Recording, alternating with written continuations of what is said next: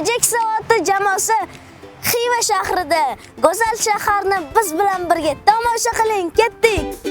Biz hozir Xiva shahrida joylashgan Arda Xiva majmuasiga kelyapmiz.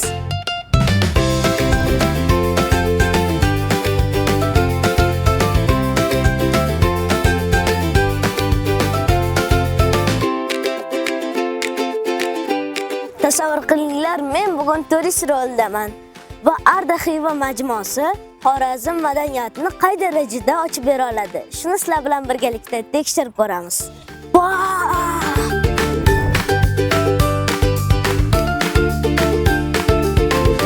Bu turistik majmua bir qarashda qadimgi Xiva shahrini eslatadi. Bu shaharsozlik madaniyati. Bu yerga bu taxt bekorga qo'yilmagan. Men hozirlarni hayron qoldiraman. Ketdik. Xiva xoni Muhammad Rahimxon II-ning saroyi xuddi shunaqa ko'rinishda bo'lgan ekan.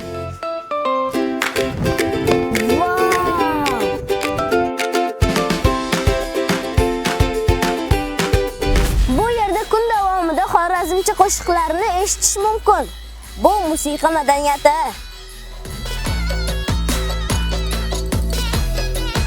Bu yerda tandirlar va so'ralar ham bor ekan.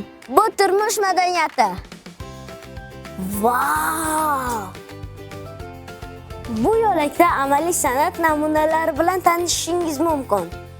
Bu hunarmandchilik madaniyati. Bu yerda yosh rassomlar o'rtasida tanlov bo'layotgan ekan. Yuringlar, o'z ko'zimiz bilan guvoh bo'lamiz. Bu rassomchilik madaniyati.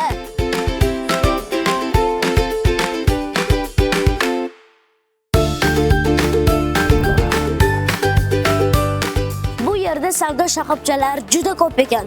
Bu iqtisodiy madaniyat. Qale yarashdimi? Bun narxi necha pul? Turizm ekan.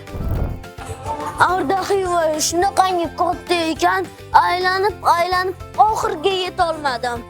Ishonmasangiz, o'zingiz ko'ring maketini.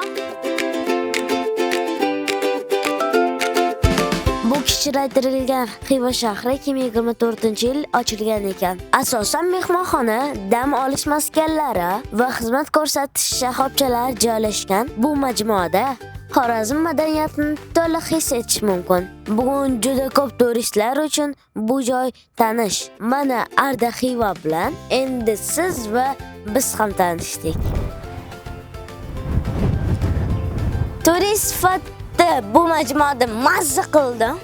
Agar Xivaga yo'lingiz tushsa, siz ham albatta keling.